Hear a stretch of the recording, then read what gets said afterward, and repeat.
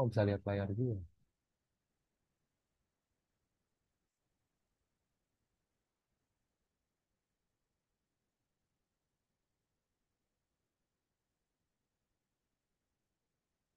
Gue udah present nggak sih ini? Udah muncul Udah belum Kak, present? udah kelihatan. Oh, udah. Udah Kak. Sorry, gue kebiasaan pakai Google Meet, pakai Zoom agak kagok. Oke, ah gue langsung bahas terkait transfer pricing itu apa ya? Mungkin dari background awalnya gitu. Kenapa kok ada yang namanya transfer pricing gitu?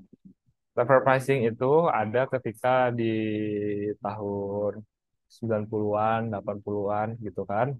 Waktu itu banyak perusahaan yang mereka berdagang gitu. Terus saling ngejual ke sesama anak afiliasinya dalam satu grup kayak gitu. Dan waktu itu singkat ceritanya belum kedetek atau nggak kebaca nih, ternyata transfer pricing itu bisa menjadi celah atau loophole bagi big multinational enterprises itu untuk shifting their profit, ya kan, sehingga mereka bisa efisiensi dari sisi pajak, tax expense mereka kayak gitu. Sorry.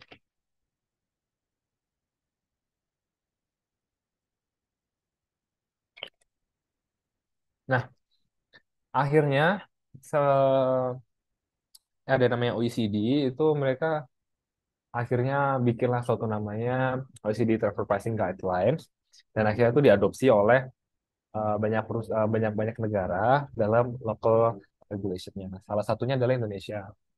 Utamanya di Indonesia itu kita bisa melihat peraturan transfer pricing itu ada di pasal 18 ayat 3 di Undang-Undang Pajak Penghasilan. Itu yang paling utama kayak gitu. Nah, semenjak tahun 2010 Dirjen Pajak itu melalui Perdirjennya banyak melakukan mengeluarkan peraturan Dirjen Pajak gitu ya, yang isinya terkait bagaimana perusahaan-perusahaan multi enterprises ini yang dia punya anak perusahaan di Indonesia ataupun di luar negeri, itu mereka doing the business itu kayak gimana dan aturannya seperti apa. Dan yang paling utama di pasal 18 ayat 3 itu dibilang nih bahwa the DGT is authorized to adjust atau mengoreksi penghasilan ataupun biaya dari wajib pajak ketika transaksinya itu dilakukan dengan related parties. Nah, ini kalian harus tahu nih, harus jelaskan related parties itu siapa gitu. Nah, yang selanjutnya, dalam posisi seperti apa DJP ini boleh melakukan koreksi atas transaksi afiliasi. Di sini disebutkan bahwa ketika transaksi tersebut are not in accordance with the fair and common business practice. Ketika transaksi tersebut itu tidak wajar atau tidak lazim dengan bagaimana transaksi di mana nggak ada hubungan afiliasi tersebut. Oke, jadi di sini pasal 18 ayat 3 itu sangat sederhana, bahwa transaksi yang nggak wajar atau nggak lazim dan nggak lazim itu bisa dikoreksi oleh DJP. Pertanyaan gua, kalau misalkan perusahaan ini tidak memiliki hubungan afiliasi, misal nih PT Indomie sama PT Sedap gitu, mereka kan bukan afiliasi, mereka bertransaksi. Ternyata PT Indomie ngejual tepung ke PT Sedap yang harga normal 1.000 dijual jadi 100. Nah, itu boleh nggak DJP melakukan koreksi? Kita harus melihat dulu nih, apakah ada unsur hubungan istimewanya apa enggak. Kalau hubungan istimewanya nggak ada, berarti terserah dong Indomie mau ngejual tepung ke PT Sedap itu berapa. Tapi kalau ternyata nih PT Indomie sama PT Sarimi itu kan afiliasi. Nah, PT Indomie menjual tepung yang harga nomor 1.000 dijual jadi 2.000 ke PT Sarimi. Nah, itu boleh nih sama DJP dilakukan koreksi karena mereka tidak melakukan penjualan tersebut dalam eh, apa namanya, prinsip kewajaran dan kelaziman usaha kayak gitu. Nah, di sini ada peraturan baru juga gitu. Nah, ini kalian cari peraturan di PMK berapa. Aku di PMK 22 dibilang nih, ketika ada kelebihan dari pembayaran tadi, baik itu dari revenue ataupun expense, dan dia tidak mengikuti sistem kewajiban usaha, nantinya itu bisa dianggap atau di treatment sebagai dividen, kayak gitu. Dan dividen ini akan menjadi subject to income tax dari secondary adjustment. Nah, secondary adjustment ini seperti apa? Kalian bisa nih cari lebih lanjut lagi. Baik lagi. Nah, hubungan istimewa yang dimaksud di pasal 18 ayat 3 itu seperti apa? Nah, di sini ada di pasal 18 ayat 4 Undang-Undang Pajak Penghasilan. Dibilang bahwa related party itu may result from the ownership. Nah, ownership atau participation in capital. Nah, di pasal 18 ayat 4 itu dijelaskan berapa persentase minimal dari kepemilikan saham untuk menciptakan hubungan istimewa tadi. Apakah itu paling kecil 25% atau lebih besar dari 25%. Nah, ini nanti kalian riset ya. Dan kalian nanti eh, selama riset itu kalian juga bikin dalam bentuk PowerPoint. Jadi nanti ketika kalian present, kalian udah tahu nih bentuk PowerPoint-nya seperti apa. Nah, tadi kalian cek lagi nanti minimal 25% atau paling lebih besar dari 25%. Terus yang kedua adalah kontrol. Nah, kontrol ini yang dimaksud sebagai kontrol seperti apa? Nah, kalau di sini jelaskan nggak ya? Nah, kontrol itu eksis ketika dari masing-masing perusahaan ini dia memiliki suatu kontrol baik itu melalui perusahaan lain. Contoh nih, PTA dan PTB memiliki kepemilikan usaha, sorry, dimiliki oleh PT PTA miliki PTB. Nah, terus PTA itu juga memiliki PTC. Nah, antara PTB sama PTC itu kan nggak ada hubungan langsung. Tapi baik itu PTB sama PTC, dia kan dimiliki oleh sama-sama PTA. Nah, itu di situ disebut terdapat kontrol. Nah, seperti itu. Terus yang kedua, ada juga nih, ternyata ada penggunaan manajemen dan teknologi yang sama. Ini tuh sangat subjektif ya, dan ini harus kita pastiin lagi di peraturan lebih lanjutnya. Yang dimaksud dengan manajemen itu seperti apa? Biasanya itu lebih ke orangnya. Misalkan si Ibu A, dia memegang manajemen di PTB dan PTC. Nah, antara PTB dan PTC kan berarti bisa diatur nih sama Ibu A tadi. Nah, itu bisa dianggap adanya kontrol. Atau juga teknologi. Teknologi itu misalkan teknologi itu sangat terbatas, hanya boleh digunakan oleh perusahaan-perusahaan tertentu aja, dan perusahaan itu teknologi itu nggak disebarluaskan gitu. Dan perusahaan lain nggak bisa untuk mengakses teknologi tersebut. Sehingga yang mana teknologi tersebut itu mempengaruhi dengan produktivitas dari kedua perusahaan tersebut. Ini bisa menjadi awal mulai adanya hubungan istimewa. Kayak gitu. Oh, ternyata at least ya. Terus yang ketiga ya terkait family relationship ini biasanya nggak sering muncul. Oke. Nah, kalian sebutkan juga nih di Indonesia bahwa the taxpayer, corporate taxpayer are required to disclose the related party transaction in separate attachment to the CIT. Nah, ini tuh ada di attachment mana, appendix berapa? Itu appendix 3A gitu. Dan di appendix 3A itu kalian harus ngejelasin apa aja. Ya, kalian informasiin lah atau enggak tunjukkan gitu. Oh, nanti kalau Bapak Ibu punya transaksi afiliasi ini ditulis sih di pasal 3 di appendix 3A CITR atau Corporate Income Tax Return itu harus di list out apa aja siapa aja pihak yang memiliki hubungan istimewa, lokasinya di mana, terus hubungan istimewanya sebagai apa, entah itu under common control, under ownership atau family relationship. Terus juga kalian bisa di situ list out juga transaksinya apa saja, apa aja kayak gitu. Bahkan kalau di peraturannya di PMK 216 itu dijelaskan juga nih sorry di PMK pengisian SPT itu dijelaskan juga ini transaksinya jenisnya transaksi yang apa gitu, misalkan apakah penggunaan IP, apakah dalam bentuk pinjaman atau jual beli intangible gitu. Ini ada type of transaction dan relationship. Nah, ini bisa nih kalian bikin slide-nya langsung aja gitu. When we disclose the related party transaction, we are required to inform the tax authority regarding the time of transaction, and then we explain the nature of relationship gitu. And one of them is the documentation where we need to prepare to support the implementation of arm's length principle. Misalkan apa nih? Jadi ada transfer pricing documentation dari PMK 216 itu apa aja? Misalkan local file, master file, dan CBCR kayak gitu. Oke. Nah, lanjut dari pasal 18 ayat 3 tadi dijelaskan di sini bahwa kan ketika ada transaksi yang terpengaruh hubungan istimewa, kalian harus menggunakan fair and common best practice atau prinsip kewajaran kewajiban usaha. Nah, kalau dalam bahasanya itu arm's length principle. Gitu. Arm's length principle itu kayak ibarat kata ketika lo dealing with someone yang gak ada hubungan istimewa kan kayak lo shaking hand gini kan, itu kan arm's length gitu. I don't know, kayak katanya gitu sih. Jadi itulah kenapa kayak disebutnya arm's length itu kalian emang tuh dealing itu seakan-akan nggak ada hubungan istimewa kayak gitu. Nah, sebenarnya kalau di arm's length principle ini gue nggak mau langsung jumping ke metode sih.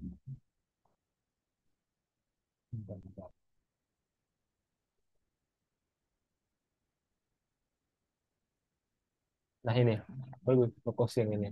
Jadi ketika kalian menjelaskan prinsip kewajiban kewajiban usaha itu, nah kalian ini apa namanya ya, menjelaskan bahwa ketika ada suatu transaksi di pengaruh hubungan istimewa gitu ya, yang melibatkan eh, apa namanya pihak dengan tadi hubungan istimewa pasal 18 ayat 4, kalian tuh melakukan transaksi itu seakan-akan kalian itu pihak yang tidak memiliki special relationship kayak gitu.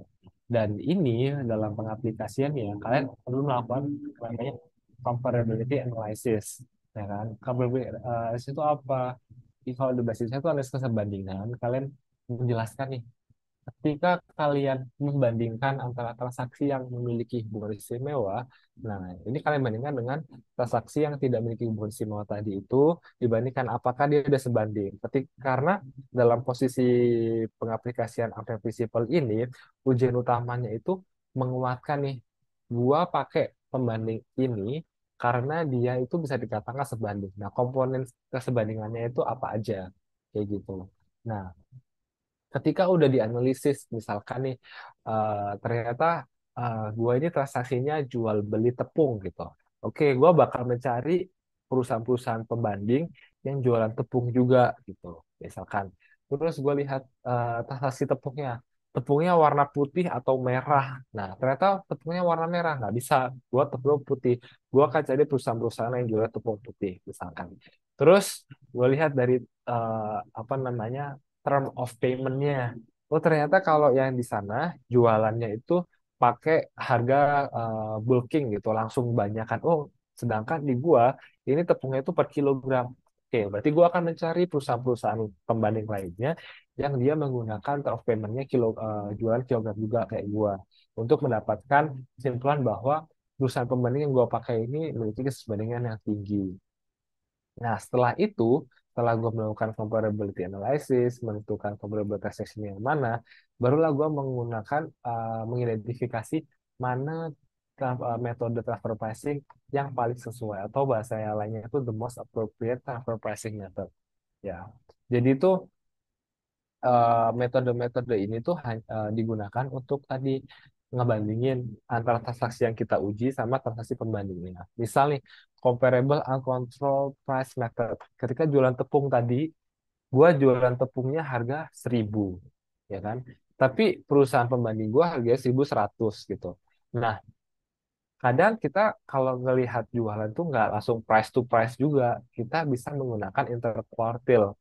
Jadi kita kumpulin nih yang jualan tepung putih dan jualan tepungnya per kilogram ternyata ada misalkan ada 5 perusahaan, ya kan? Nah, satu perusahaan jualannya 1.100, yang satu 1.000, yang satu 900, yang satu 1.050, yang satu 1.200. Nah, kita bikin nih rentang kewajarannya berapa. Ternyata rentang kewajarannya misalkan di Q2-nya itu dia jualan harga 900. Nah, kalau yang di Q3, nya itu ternyata 1.100, sedangkan di mediannya itu 1.000. Nah, gue kan jualannya 1.000. Berarti gue bisa ngomong nih bahwa ketika gue jualan eh, ketika PT Indomie jualan ke PT Sari ini, nah tepung harga 1.000 tadi itu bisa dianggapkan dalam harga wajar karena berada di dalam rentang pelajaran. Itu kalau kasusnya tepung. Misalkan kasusnya ini batu bara gitu. Nah, misal PT Kalimantan Barat mau jual batu bara ke PT Jawa Timur gitu. Dan mereka di dalam afiliasi gitu. Nah, batu bara itu kan bisa dibilang suatu komoditas. Komoditas itu barang yang secara sifatnya, secara kandungannya itu hampir apa hampir sama gitu lah pada umumnya. Batu bara ya batu bara gitu. Tinggal yang membedakan itu dia kandungan oksidanya itu berapa gitu. Dan komoditas ini biasanya itu harganya bisa diakses dalam indeks indeks gitu ya. Misalkan gue lupa dulu tuh ada label apa sih namanya indeks batu bara pemerintah Kementerian SDM misalkan. Nah, di pemerintah di indeks tersebut itu mereka akan informasi ini untuk batu bara level A gitu. Dia hari ini dijual harga 100, level B yang lebih bagus di harga 200, level C dijual di harga 400. Nah, ketika PT Kalimantan Timur tadi ngejual batu bara level A gitu, ya dia akan melihat nih, oh kalau gua jualan sekarang tanggal 1 Juni, berarti gua akan melihat nih harga indeks di tanggal 1 Juni itu berapa. Oh harga 800, berarti gue ngejual ke PT Jawa Timur 800. Itu comparable uncontrolled price method. Jadi emang gampang harga ke harga. Nah, resell ada juga namanya resell price method. Resell price method ya berarti ketika lo melakukan jual barang nih, lo sebagai act as a reseller, oke? Nah, ketika lo act as a reseller, lo uh, misalkan PT apa ya? Oke, PT Uniqlo deh. Misalkan PT Toko Uniqlo itu ngejual baju-baju dari PT Pabrik Uniqlo. Oke. Nah, si PT Toko Uniqlo ini kan dia ngejualin barangnya PT Pabrik Uniqlo, ya kan? Dia nge-resell. Nah, ketika dia nge-resell dari PT Toko Uniqlo ini, Toko Uniqlo kan dia jualannya ke pihak afiliasi, ya kan? Yang mana tidak terpengaruh hubungan istimewa. Nah, ketika dia beli barang dari PT Pabrik Uniqlo, itu kan ada hubungan istimewanya. Dari situ kita cek nih, ketika dia jualan ke pihak non afiliasi, misal harganya 1.000, nah berapa sih margin yang harusnya didapat oleh PT Toko Uniqlo? Ternyata pada umumnya PT Toko Uniqlo ini kalau dibandingkan sama PT toko-toko yang lain harusnya marginnya 10%. Oke. Nah, si PT Toko Uniqlo ini jualan 1.000. Nah, agar dia dapat margin 10%, maka harusnya ketika PT Toko Uniqlo ini beli dari PT Pabrik Uniqlo, harusnya belinya HPP itu seharga 999 misalkan, 909 misalkan, 910 biar dapat 10% ya, yaitu misalkan 90 gitu. Nah, kita lihat apakah PT Toko Uniqlo ini beli barang bajunya dari PT Pabrik ini 990.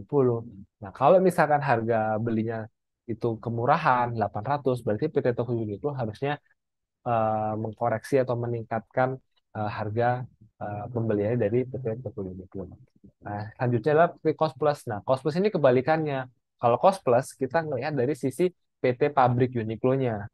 Nah, ini dari sisi PT Pabrik Uniqlo nih, misal PT Pabrik ini dia tuh ketika ngejual baju ke PT Toko Uniqlo itu kan dia beli bahan baku nih, bahan baku benang, eh, apa namanya, kancing, terus pokoknya bahan-bahan untuk bikin baju tadi lah. Nah, ketika dia bikin baju, itu kan ada kos-kosnya yang dia beli dari pihak non afiliasi. Itu dihitung ternyata untuk ngejual baju seharga 900 sorry, untuk ngejual baju ini PT Pabrik Uniqlo ini mengeluarkan biaya misalkan 700 gitu. Nah, setelah dicari-cari harusnya sekelas PT Toko sorry PT Pabrik Uniqlo itu biasanya untung 10% gitu atau enggak 15%, saya 15%. Berarti untuk mendapatkan harga jualnya tadi cost plus method. Jadi cost plus margin. Marginnya berapa? 15% dari 700. Berarti 100 gitu. Berarti harusnya PT Pabrik Uniqlo jualan bajunya ini 800. Kayak gitu. Ada yang namanya juga profit split method. Profit split method itu ini jarang di Indonesia, tapi inti utamanya itu kalian bagi-bagi keuntungan berdasarkan partisipasi. Chip in-nya kayak gimana? Contoh nih, PTA itu, sorry, PTA itu jualan apa ya? Jualan jualan baju deh gitu. Nah, jualan baju. Nah, si PTB ini dia dia yang mendesain kan. Terus PTC dia yang mencari bahan bakunya. PTD dia melakukan produksi. Dan PTE dia yang melakukan marketing. Nah, dari PT A, B, C, D, F, G, A, B, C, D E ini kan semua ada kontribusinya masing-masing. Nah, ini akan di-assess nih seberapa besar kontribusi PTA sehingga PTB berapa kontribusinya, PTC berapa kontribusinya, PT kontribusinya itu akan di split profit penjualan dari PTA tadi sehingga harusnya nih PTB itu dapat untung segini, PTC dapat untung segini kayak gitu. Terus yang terakhir adalah transactional net margin method. Transactional margin method ini kita melihat performa bisnisnya dia, kita campur nih. Kalau yang tadi tuh kan dari awal gue bilang nih, langsung transaksi afiliasinya diuji, ya kan? Nah, kita sekarang lihat di operating marginnya. Di operating margin itu di bawah. Ini udah nyampurin nih, baik itu transaksi afiliasi, transaksi non afiliasi itu dicampur sama kita uji di bawah. Ternyata misalnya nih PTA gitu, dia berdagang sebagai bank gitu, dia memberikan pinjaman. Nah, pinjamannya ini bisa ke terus jangan pinjam, kalau pinjam misalnya beberapa price jualan baju deh. Nah, jualan baju tadi itu misalkan ada transaksinya dia beli bahan baku dari pihak afiliasi, terus dia juga ada beli bahan baku dari non afiliasi, begitu juga juga jualannya. Jualannya bisa ke pihak afiliasi ataupun non afiliasi. Nah, ketika di TNMM ini kita melihat di akhir bawahnya itu di operating marginnya, misalkan return on sales dia itu berapa kayak gitu.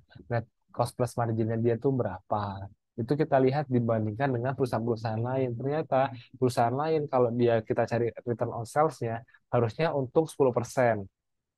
Oke. Nah, terus kita nggak cuma relate satu perusahaan aja. Kalau bisa sih emang satu perusahaan aja kalau misalkan perusahaan itu emang benar-benar sebanding. Tapi kan susah ya. Sebanding mana itu kan serupa gitu. Biasanya itu minimal tiga. Nah, kita lihat nih ternyata ada 5 perusahaan. Misalkan untungnya ada yang 10%, 11%, 12, 12, 13, 14, 15 gitu. Nah, ini kita cari rentangnya. Rentangnya ternyata kuartil 2-nya itu 12%, kuartil 3-nya 14%, kuartil 2 atau mediannya itu 13%. Kita lihat nih perusahaan yang kita uji ini, apakah margin keuntungannya dia, return on sale tadi itu, dia masuk di rentangnya gitu. Kalau dia berada di dalam rentangnya, itu is okay, berarti emang wajar. Kalau misalkan berada di atas rentangnya, dari sisi wajib pajak ini, biasanya, oh berarti bagus dong, berarti dia performa bisnisnya oke gitu. Tapi jangan salah, biasanya dari pihak lawan transaksinya, itu akan dinilai bahwa si pihak yang kita uji ini, mereka untungnya kebanyakan gitu. Harusnya untungnya ya dikurangi sehingga ada portion yang dibagi ke perusahaan lawan transaksinya. Begitu. Ada juga other method ini sesuai transaksinya misalkan terkait business valuation. Business valuation itu misalkan jualan kontrak ya PTA nih. PTA awalnya dia punya izin eh, jualan baju di Depok gitu. Nah, terus si PTA ini ngejual izin tersebut ke PTB. Nah, akhirnya PTA ini akan minta pendapat dari kantor jasa penilai gitu. Berapa sih izin tadi itu harusnya dijual ke PTB gitu. Itu biasanya dilihat nih, oh ternyata PTA selama 5 tahun 10 tahun itu dia dapat untungnya 100. Berarti 5 tahun 10 tahun ke depan di total dia harusnya untung total 1.000. Sehingga si PTB akan membayar 1.000. Biasanya gitu. Oke, dari gambaran utama besar terkait application of unanticipated plan ini ditanyakan nggak? Atau gue kecepatan?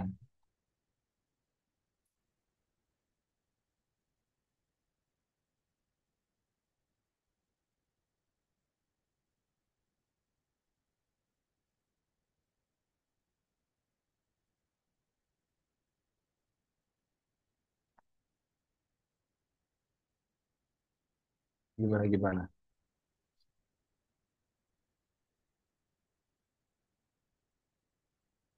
Ada yang menanyakan terkait analisis keserbandingan.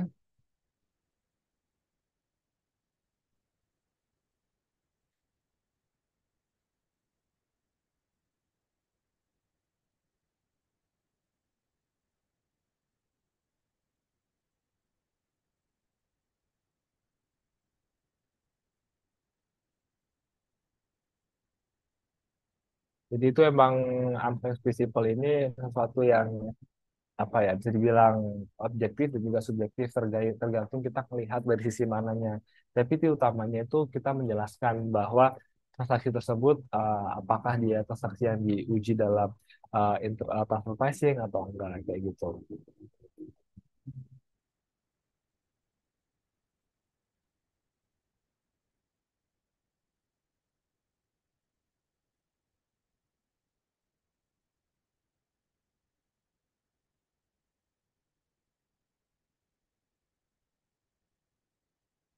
Gimana ada pertanyaan?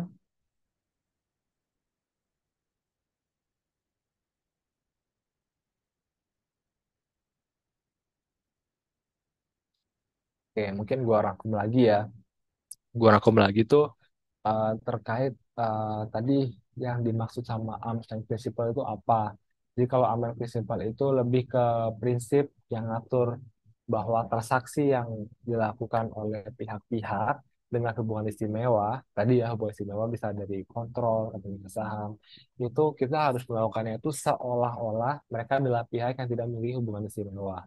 Nah, sini eh, yang perlu kalian lakukan itu apa? Berarti ketika mendapatkan suatu study case, ya kan, kalian bikin dulu bagannya. Ini yang paling biasanya orang tuh kayak males kak, ngapain sih gue bikin bagan? Kan di situ udah jelas PTA dimiliki PTB gitu. Enggak, kalian tuh harus bikin bagan. Kan harus bikin visualisasinya. Misalkan PTA dimiliki PTB, kan harus tulis berapa persen. Nah, terus PTA juga misalkan milik PTC itu berapa persen. Nah, misalkan kasusnya ini terkait PTB dan PTC, ya kalian gambar di situ bahwa di sini PTB dan PTC memiliki hubungan istimewa dalam bentuk kontrol sehingga transaksinya perlu diuji menggunakan prinsip wajarnya kewajiban usaha. Itu yang paling utama itu biasanya bagan. Gue tuh selalu tanya bagannya mana, bagannya itu mana, kayak gitu. Nah, tujuannya itu apa? Tujuannya itu kalau emang kasusnya ini tuh terkait pihak afiliasi dengan hukum istimewa, ya kita menggunakan prinsip kewajiban usaha. Kalau enggak ya udah nggak usah diuji. Gitu. Kadang tuh ada pertanyaan menjambak gitu loh, kayak harusnya nggak diuji menggunakan, sorry, menggunakan prinsip kewajiban usaha, ada yang enggak kayak gitu. Terus langkah-langkahnya tadi.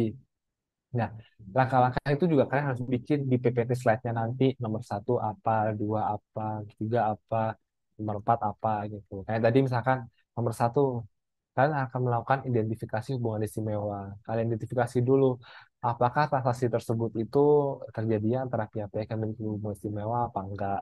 Terus yang kedua, tadi yang gua bilang, ini identifikasinya transaksinya apa? Apakah ini penjualan barang, apakah ini pemberian jasa, apa ini peminjaman dana. Misal nih, PTA dan PTC itu terdapat hutang gitu. Nah, PTA ngutang ke PTC gitu. Transaksinya apa kalau di tahun-tahun selanjutnya? Yang dianalisis itu bukan pemberian utangnya, terserah PTA sama PTC mau ngasih utang itu berapa. Tapi yang menjadi yang kita perlu uji di sini adalah terkait bunganya. Kenapa? Karena bunganya itu merupakan biaya yang mengurangi eh, taxable income-nya. Gue pernah waktu itu interview orang buat masuk di kantor gua. Dia udah senior gitu. Gua tanya, ketika PTA memberikan PTB dividen, bagaimana penerapan sistem kewajaran penghasilan usaha? Dia menjelaskan nih A to Z penerapan kewajiban usaha segala macam, bla bla bla bla, bla. Detail banget. Padahal itu pertanyaan jebakan. Kenapa? Karena dividen itu merupakan salah satu transaksi yang diuji dalam transfer pricing gitu. Kenapa? Karena dividen itu di luar dari P&L. Jadi kalau kalian ingat di dasar-dasar akuntansi, ya kan, itu kan ada komponen revenue, ada komponen HPP, ada komponen eh, operating expense, gitu kan, ada operating income, gitu misalkan. Nah itu baru ketahuan tuh operating income-nya berapa, profit loss-nya berapa. Nah baru setelah itu kan kalau ada profit lebih dimasukin ke capital, baru ntar didistribute dalam bentuk dividen. Nah, tapi kan dividen nggak mempengaruhi profit or loss ya kan, karena nggak mengaruhin biaya pajaknya itu biasanya dividen nggak diuji dalam transfer pricing, kayak gitu. Oke, baik lagi ke step tadi langkah-langkah pengaplikasian Advanced Principles. Nah, setelah nomor dua tadi identifikasi transaksi yang dihubungi ya transaksi yang diuji gitu. Nah, nomor tiga baru melakukan analisis fungsional. Nah, analisis fungsional itu nanti materi yang beda akan gue jelasin lagi terkait menguji fungsi dari masing-masing pihak itu apa. Misalkan PTA tadi, sorry, PT Toko Uniqlo, berarti dia fungsinya apa? Oh, fungsinya dia sebagai jualan baju. Berarti resiko yang ditanggung apa? Dia ada resiko nggak kejual tokonya. Ada resiko toko bajunya kemalingan, ya gitu. Ada resiko misalkan kebakaran. Gitu. Ada juga aset-aset yang digunakan tuh apa aja. Nah, asetnya dia ada toko, ada karyawan, ada rak-rak gitu. Itu namanya VAR analysis atau fungsi resiko dan aset gitu. Nah, tujuannya VAR analisis ini tuh apa? VAR analisis ini tujuannya buat kita menentukan remunerasi yang harusnya didapat. Kalau ada anak ekonomi kan biasanya bilang nih, high risk, high return. Nah, ini masuk juga di transfer pricing. Ketika lo melakukan fungsi yang banyak, ya harusnya lo akan apa ya, kalian akan menanggung resiko yang banyak juga. Sehingga harusnya kalian mendapatkan remunerasi atau keuntungan lebih besar. Contoh nih, ada yang tahu Maklon, perusahaan Maklon. Nah, perusahaan Maklon ini kayak misalkan penjahit gitu. Contoh kasusnya misalkan gua di sini sebagai orang yang distributor apa seller gitu. Enggak lah, jangan. Gua bisa bilang gua ini aja deh, limited risk manufacturer gitu. Nah, gua akan beli bahan-bahan baku, baju, kancing, emblem di pasar gitu kan. Nah, tapi gua nggak punya nih apa namanya desainnya. Nah, akhirnya gue desain pinjam ke teman gue. Karena kan teman gue itu afiliasi gue gitu. Gue pinjam nih desain bajunya. Nah, ya udah dapet desainnya, ada bahannya. Tapi gue nggak punya nih skill buat ngejahit. Nah, misalkan gue minta tolong Amalia gitu. Amalia ternyata jago banget jahit. Nah, ya udah gue bilang ke Amalia, ini bahan-bahannya, ini desainnya. Udah lu jahit ngikutin tadi. Nah, kalau dari situ si Amalia kan udah jelas nih afiliasi gua. Jadi situ dia resiko fungsinya besar apa kecil? Kecil banget dong. Dia cuma ngejahit doang. Dan dia aset yang digunakan apa? Dia cuma punya aset jahitnya doang. Dia nggak perlu punya bahan baku. Dia nggak perlu punya desain. Dan si Amalia ini dia pasti akan kebeli sama gua gitu. Barang yang dia jahit itu pasti kebeli sama gua. Nah, kadang itu eh, apa namanya toll manufacturer atau bahasa lainnya tadi jasa makro tadi itu bahasanya toll manufacturer itu kadang dibilang juga perusahaan jasa, tapi dia itu manufacturer gitu. Ya itu resikonya kecil, fungsinya kecil banget, resikonya kecil karena akan pasti akan kejual ke gua dan makanya biasanya remunerasinya yang diterima Amel itu kecil. Sedangkan di sisi gua ya gua harus beli bahan bahan baku segala macam, gua harus kejual lagi, resiko fungsinya kan gua banyak. Jadi gue akan mendapatkan remunerasi yang lebih besar kayak gitu. Nah, itu nomor tiga. Nah, nomor empat baru tadi setelah melakukan analisis keserbandingan, kita sorry, nomor tiga kita baru melakukan analisis perbandingan kayak gitu. Nah, analisis perbandingan tadi tuh tadi kayak ngecek ini transaksinya apa, terus pihak pembelinya siapa kayak gitu. Dan baru tadi yang termasuk penentuan metode segala macam. Baru di akhir dimasukkan dalam bentuk transfer pricing documentation kayak gitu.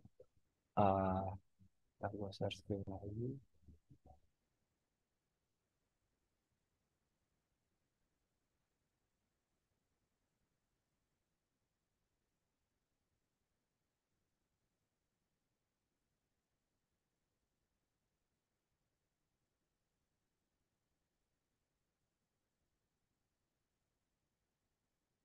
Nah,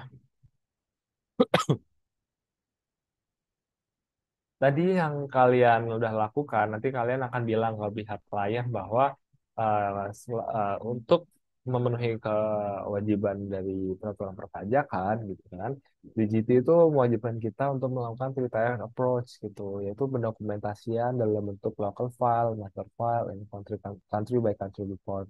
Nah, in a short explanation, master file ini itu ngejelasin dari grup itu siap PT siapa aja yang melakukan apa aja. Jadi kayak gambaran besar dia aja biodatanya doang gitu. Biodatanya kayak PT A ini dia melakukan apa, PT B melakukan apa, PT C melakukan apa. Nah, kalau local file itu berarti dokumen yang dimiliki oleh masing-masing PT, namanya juga lokal gitu ya. Berarti dia ini fokusnya ke PT tersebut. Di sini barulah yang tadi kalian menjelaskan transaksi ya PTA itu punya transaksi afiliasi apa aja, terus penerapan prinsip kewajiban usaha itu kayak apa. Di sini dari local file. Nah, kalau country by country report ini untuk ngekonsol semua pendapatan dari grup itu di dalam bentuk CBCR ini. Gitu. Oke, di sini dikasih tahu nih deadline-deadline-nya kapan. Nah, ini bisa kalian informasikan juga nih ke pihak Jejusen nanti gitu kan ya. The local file and the master file itu harus tersedia, bukan disubmit loh ya, must be available. Kadang tuh kita nggak harus submit gitu, cuma yang disubmit itu apa aja? Yang disubmit itu hanya ringkasannya doang aja. Ada di SPT itu ada satu lampiran yang menjelaskan bahwa kita itu udah menyediakan master file dan local file kayak gitu. Kadang master file local file belum selesai sih, belum final gitu. Tersedia itu kapan? Misalnya tersedia itu ngikutin sama deadline SPT, yaitu within 4 months after the end of fiscal year. Nah, misal nih fiscal year-nya Desember, berarti dalam waktu 4 bulan selanjutnya berarti ya sebelum 30 April. Nah, kalau yang misalkan dia selesai tahun bukunya di tanggal 30 Juni, berarti ya dia harus ngumpulin dalam waktu Juli, Agustus, September, Oktober gitu. Nah, ini kalian bisa bilang gitu ya kan, bahwa there is a need to put a declaration regarding the availability of the required information in the CIT return. Gitu. Ada specific formnya tuh ada. Oke. Nah, nggak semua perusahaan yang memiliki transaksi afiliasi itu wajib melakukan atau membukukan local file dan master file. Di sini ada nih threshold-thresholdnya. Nah, ini kalian bisa nih nanti itu bikin semacam tabel centang-centang gitu untuk mengecek nih apakah gross revenue di tahun sebelumnya itu melebihi 50 miliar kayak gitu. Terus apakah transaksi afiliasi yang berhubungan dengan penjualan barang berwujudnya itu melebihi 20 miliar. Misalkan jual batu bara, jual sembako, ya yang berwujud itu 20 miliar. Tapi kalau misalkan terkait pembayaran jasa, royalti, bunga, ya lebih dari 5 miliar itu udah masuk thresholdnya ini. Terus misalkan ternyata transaksi afiliasinya ini dilakukan dengan pihak yang dia berada di negara dengan tarif pajak lebih rendah dari Indonesia, misalkan Singapura gitu pajaknya 18%, berarti kan lebih rendah dari Indonesia 25% gitu. Jadi langsung auto kayak gitu. Terus juga kalau misalkan perusahaan ini dia itu apa ya? Dia bertindak sebagai induk perusahaan gitu, parent entity. Nah, kalau dia sebagai induk perusahaan gitu, dan dia gross revenue perusahaan grupnya itu adalah lebih dari atau seenggaknya ada 11 triliun, berarti dia harus bikin profile and master file gitu. Dan syaratnya ini jelaskan, jadi nggak kumulatif. Jadi ketika satu syarat aja udah terpenuhi, misal dia punya afiliasi di Singapura, betul dia harus bikin local file gitu. Tapi kalau misalkan dia ada di punya afiliasi di Singapura, tapi di tahun itu nggak ada transaksi afiliasi dengan pihak dengan pihak afiliasinya, berarti dia harus bikin local file kayak gitu. Begitu.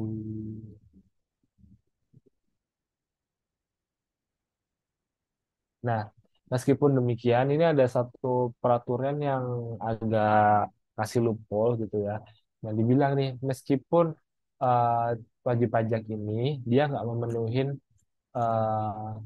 kondisi-kondisi kayak gini nih, ya kan? Kondisi yang mewajibkan dia melakukan local file master file. Nah, ini kadang itu tetap diwajibkan untuk dengan apa namanya ampleng prinsipal kayak gitu. Meskipun nggak harus ada pembukuan. Kayak gitu. Nah, dari sini ditanyakan. Belum. Nah, terus terkait juga dispute resolution. Nah, dispute resolution kalau di transfer pricing itu ada namanya advance pricing agreement. Advance pricing agreement itu apa?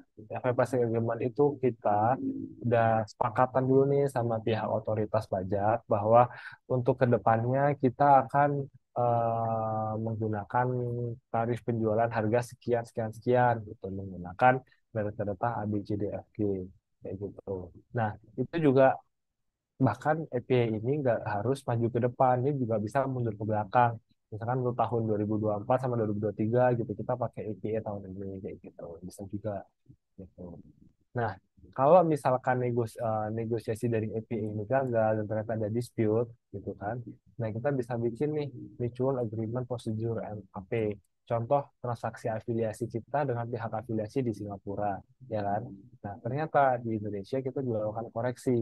Nah, koreksi di Indonesia itu kan akan misalkan mengurangin dia akan menambah beban pajak di Indonesia, ya kan? Sedangkan di Singapura sana dia nggak dikoreksi. Nah, makanya kita mengajukan mutual agreement prosedur. Tujuannya itu apa?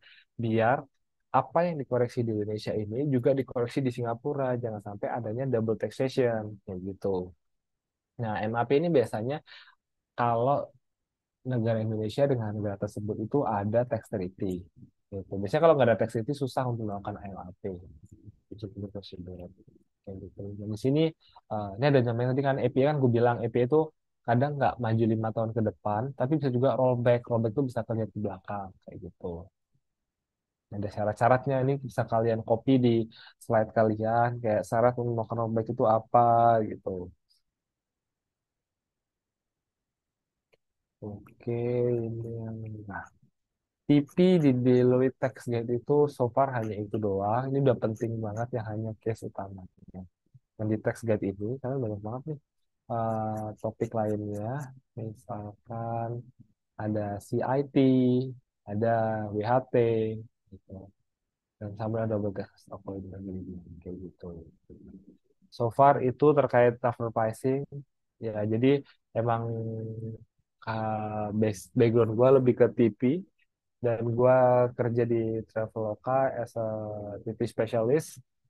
Gue yang megang TP-nya Traveloka dan gue lebih ke operasional. Jadi ketika gue dulu di Deloitte, itu gue prepare TP documentation, gue handling TP dispute resolution, gue ke tax call segala macam. Nah, tapi ketika gue pindah ke company, ke Traveloka, gue mengimplement TP operation. Misalkan gimana sih gue harus melakukan persiapan transaksi afiliasi day to day itu gimana? Gue harus komunikasi sama pihak marketing. Contoh nih, contoh tadi gue pernah tadi kan gue mention terkait fungsi aset dan resiko VAR analysis ya kan, bahwa fungsi tiap PT itu ada masing-masing gitu kan. Misalkan PTA dia yang bagian jualan tadi baju gitu. PT Toko Unique kan jualan baju. Nah, ada PT pabrik yang dia melakukan produksi pabrik, bikin baju gitu. Nah, ternyata gue ngelihat nih, ini secara TV operation ya. Gue ngelihat ternyata di PT pabrik ini dia ada tim marketing gitu, ada tim promosi. Padahal kan secara bisnis PT pabrik ini nggak perlu marketing, nggak perlu promosi gitu kan. Yang perlu melakukan marketing ini adalah PT toko. Nah, di sini gue secara operasional gue advice untuk mindahin karyawan dari PT pabrik ke PT toko kayak gitu. Karena ya expense atau activity terkait promosi harusnya kan ditanggung oleh PT Toko. Itu contoh TP operation. Itu nggak dijelasin di apa namanya di peraturan, tapi secara logika kita make sense nih. Expense terkait fungsi bisnis, expense itu, biaya-biaya itu harus align sama fungsinya gitu. Misalkan contoh lagi nih, pembayaran royalti gitu. Bisa aja PT Indomie gitu. Nah, PT Indomie ini dia yang memiliki dia yang memiliki brand Indomie, ya kan? Terus ada PT Produksi Indomie gitu di Cikarang gitu. Nah, terus ada juga PT Distribusi Indomie gitu. Nah, kalau dilihat gitu kan, PT distribusi Indomie ini dia itu kan cuma beli beli dia cuma beli apa namanya beli Indomie beli mie-nya dari PT produksi terus dijual kan. Nah, ketika dia menjual, PT distribusi ini dia menggunakan branding-branding Indomie di pamfletnya yang digunakan di advertisingnya. Nah, terus juga PT produksi ini ketika dia mau produksi mie-nya, dia kan bikin packaging ada logo Indomie-nya kayak gitu. Nah, sedangkan logo Indomie ini, merek Indomie ini dimiliki oleh PT Indomie Pusat. Nah, sehingga ya PT Indomie Pusat dia harus menagih biaya royalti kayak gitu. Nah, misalkan contoh juga nih, yang TP operational. TP operational itu kalian menjelaskan ke pihak klien gitu, oke, karena tadi ada pembayaran royalti, ya kan? Berarti kita dari PT Indomie Pusat ini harus menyiapkan dokumen-dokumen pendukung. Contoh, kita harus bisa menjelaskan apakah ada agreement dari PT Indomie Pusat memberikan hak kepada PT Produksi untuk menggunakan logo brand Indomie. Itu harus ada. Kita harus cek secara PT Operation. Ya kan? Agreementnya ada apa enggak. Terus di agreement itu apakah ada klausul terkait pembayaran royaltinya. Misalkan dia berapa persen menggunakan apa ya flat rate dengan basisnya apa? Oh, basisnya terkait nilai penjualan. Oke. Nah, terus juga selain itu ada agreement, kita harus memberikan eh, kita harus menyiapkan nih dokumentasi eh, terkait yang mendukung keberadaan logo Indomie itu, misalkan oh ternyata di PT Indomie Pusat ini kita mendaftarkan logo Indomie tersebut di Kemenkumham misalkan. Terus juga PT Indomie Pusat ini kita memiliki karyawan yang melakukan marketing, melakukan branding gitu. Jadi kayak PT Indomie Pusat ini ada activity campaign gitu untuk membesarkan nama PT Indomie Pusat misalkan. Terus juga PT Indomie Pusat ini dia R&D gitu. Misalkan dia ada lab untuk bikin apa namanya formula baru kayak gitu. Yang akan formula barunya itu akan digunakan oleh PT produksi. Misalkan kayak gitu. Itu yang kita lakukan kalau kita kerja di TP operation.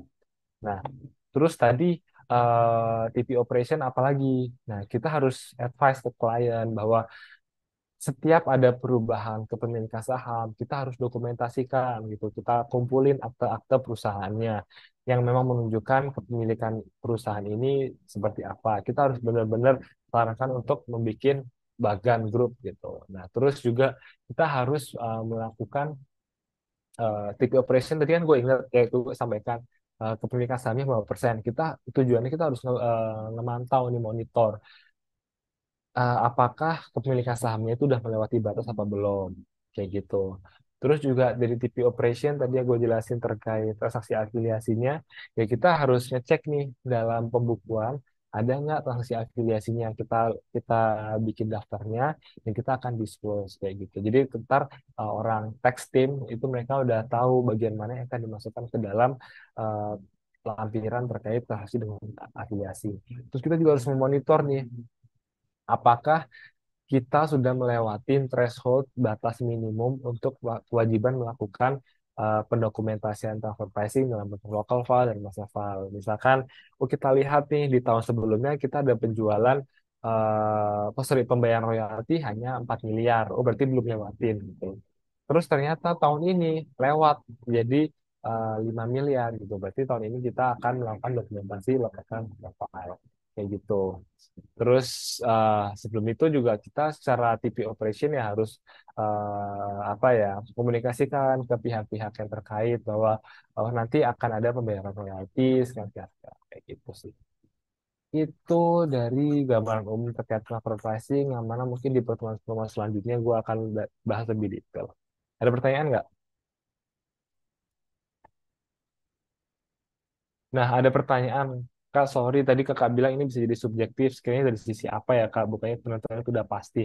Nah, subjektif ini kita bisa melihat dari sisi point of interest-nya ya. Jadi kenapa bisa subjektif? Contoh, ada namanya cherry picking gitu. Jadi dari pihak tax auditor gitu, kita bisa nih melakukan cherry picking. Kita nyari perusahaan pembandingnya, perusahaan yang untungnya gede-gede gitu. Jadi harusnya nih perusahaan untungnya keangkat gitu. Ataupun gue juga bisa nih subjektifnya gue milih perusahaan yang kecil-kecil. Nah, itu sebenarnya subjektivitas itu ada di proses ketika kita milih perusahaan pembanding.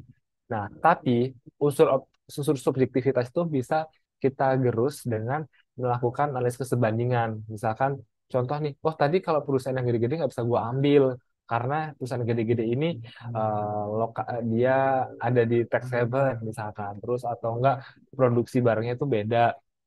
Bukan kucing gua. Ya udah deh.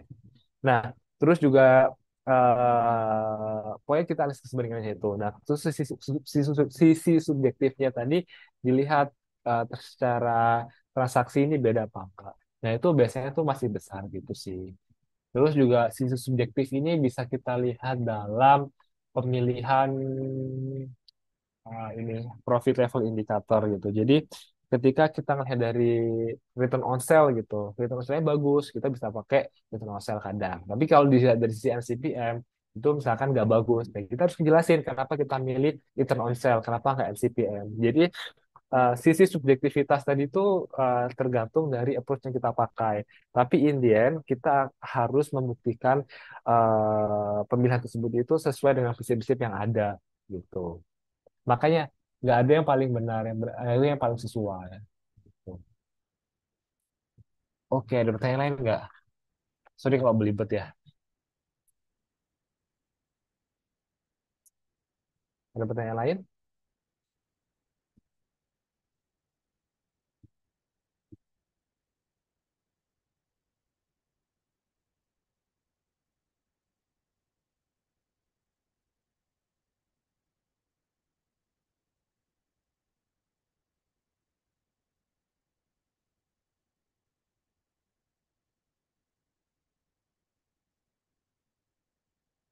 Kalau nggak ada, mungkin kita lanjutkan di next meeting dan gue akan discuss lebih detail terkait itu. Oke. Dan mungkin gue akan ngasih PR sih kalau bagian gue. Thank you, Amalia. Ya, Kak. Tadi tadi suara gue agak kedengeran kan ya? Iya, tadi agak kecil sedikit sih. Oke Sorry, oke, Ega. iya. Ya udah ya. Ntar kalau misalkan lebih kecil lagi ngomong aja, ini headset gue nggak. Iya. Oke. Ada pertanyaan? Oke. Nah, sebenarnya kalau mau ada pertanyaan, lu bisa PC gua langsung atau chat, itu nggak apa-apa. Bisa WA, bisa Instagram, terserah lu. Feel free aja. Oke, Atau ini mau disas langsung kakak-kakak di, ada yang ya, ada yang dah, mau that's it. bertanya lagi nggak ya?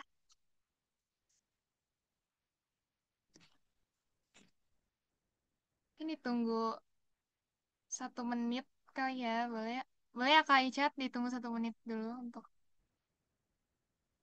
Iya, iya, gue santai, gue santai. Cerita dong Oke, gimana ditunggu. kuliah sambil nunggu. Di semester ini nanya ke aku Kak. Ya kalian semua lah. Fiskal masih ini kan? On campus semua kan? Nggak ada yang online? Atau masih ada yang online? Iya, kalau di aku sendiri yang online tuh biasanya kelas pengganti gitu aja sih Kak, atau Oh, iya, udah udah offline offline. semua. Oke, oke. Enak banget, enak banget. Terus pajak internasional siapa yang ngajar?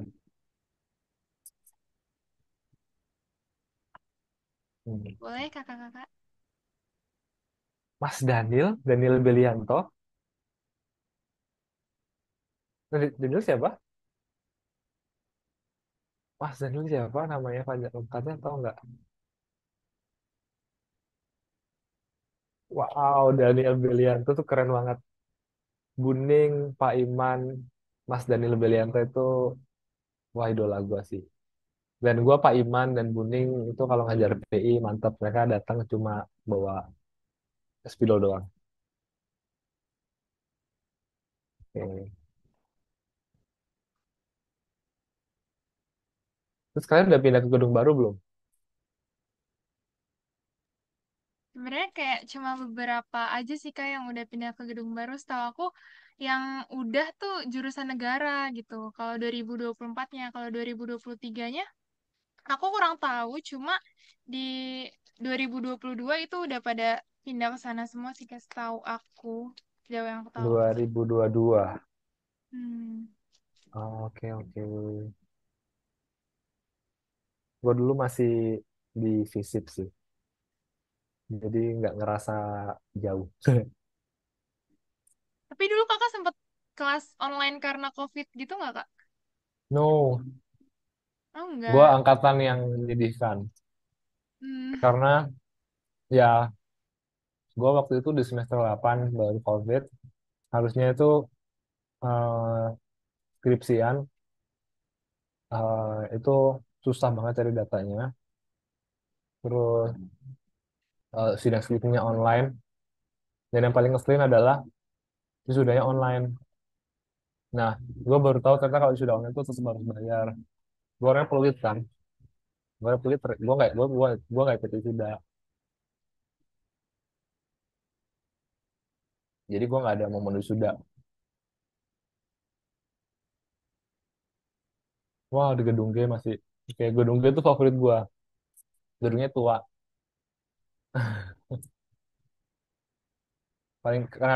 Kenapa favorit gue?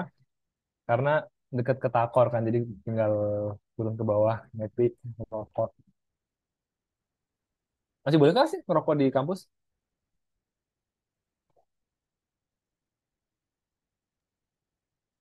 Sebenarnya kalau di beberapa tempat tuh udah dipasang kawasan anti rokok gitu, cuma emang di Takor tuh masih beberapa ada. Kayaknya bebas-bebas aja deh kak kalau di Takor Oh, tuh. oke ya. Takor masih ada ini nggak? Plotting nggak? Via di mana? Visit di mana? Nggak ada, ya. Kayak bebas aja sih. Oke. That's it, udah jam 10. Oke, karena udah jam 10 dan kakak-kakak udah nggak ada pertanyaan lagi ya kayaknya. Kalau misalnya ada follow up question, bisa mungkin langsung chat Kak Irsyad aja atau mungkin bisa melalui aku. Oke, makasih Kak Irsyad atas materi-materi yang udah disampaikan barusan. Nggak kerasa udah 2 jam kita ada di sini dan sekali lagi aku mau mengucapkan makasih banyak untuk Kak Icat yang sudah meluangkan waktunya untuk hadir dan ngajar teman-teman kakak-kakak di sini. Terima kasih juga kepada kakak-kakak yang udah sempetin waktunya untuk hadir dari awal sampai akhir. Semoga semoga materi-materi yang dipelajari barusan dapat bermanfaat buat kakak-kakak ke depannya gitu. Terima kasih. Aku juga mau minta maaf kalau selama ini acara ada kurang dan ya, mungkin masih ada perlu perbaikannya. Sekian dari aku. Terima kasih. Terima kasih kakak-kakak. Makasih Kak Icat. Thank you Kak Ica. Nah,